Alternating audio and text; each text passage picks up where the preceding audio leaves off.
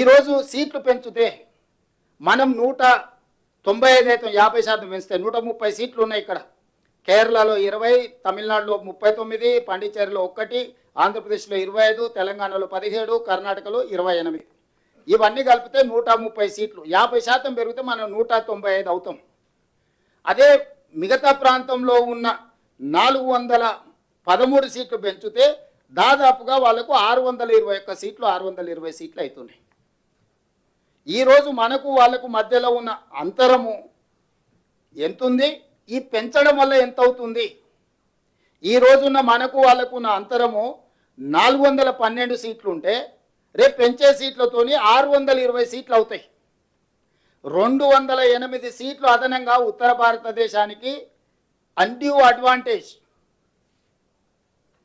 భవిష్యత్తులో ఇప్పటికే భారతీయ జనతా పార్టీ అధికారంలోకి వచ్చిన తర్వాత దక్షిణాది రాష్ట్రాలకు కీలకమైన శాఖలు ఏవీ ఇవ్వలే.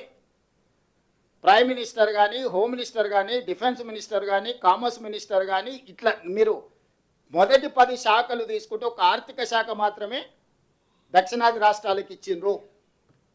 ఏ ఒక్క శాఖ కూడా, రాష్ట్రపతి పదవి కూడా, కీలకమైన ఏ పదవి కూడా దక్షిణాది రాష్ట్రాలకు ఇవ్వలేదు. మీ అందరికీ తెలుసు, రాజకీయాలలో నెంబర్ ఉంటేనే నీతో ఎవరైనా మాట్లాడతారు. నీ జేబులో డబ్బులు ఉంటేనే ఎవరైనా నీతో సంబంధాలు చేస్తారు. రాజకీయంగా నెంబర్ లేనప్పుడు నీతో మాట్లాడేవాడే ఉండడు. Bargainings are among equals. ఏ చర్చలైనా, ఏ ఒప్పందాలైనా సరిసమానుల మధ్యలో జరుగుతాయి. బలహీనుడు బలవంతుడు మధ్యలో జరగవు. ఈరోజు దక్షిణాది రాష్ట్రాలను అత్యంత బలహీనంగా ఉన్నాం. ఇప్పుడు అత్యంత బలహీనులుగా మార్చి బలంగా ఉన్న ఉత్తరాది రాష్ట్రాలను శక్తివంతంగా మార్చి రాజకీయంగా, అసలు రాజకీయంగా మనల్ని ద్వితీయ శ్రేణి పౌరులు చేయడానికి ఆ ఉత్తరాదిలో ఉన్న 5-6 రాష్ట్రాలు కలిస్తే 410 సీట్లు అనేటివి అక్కడనే అయిపోతాయి. చిన్న రాష్ట్రాలతోని, నేను చెప్పేది ఉత్తర దక్షిణమే కాదు, చిన్న రాష్ట్రాలకు కూడా సమస్య. ఢిల్లీ, పంజాబ్ లాంటి రాష్ట్రాలు కూడా రాజకీయంగా మనుగడనే కోల్పోతాయి.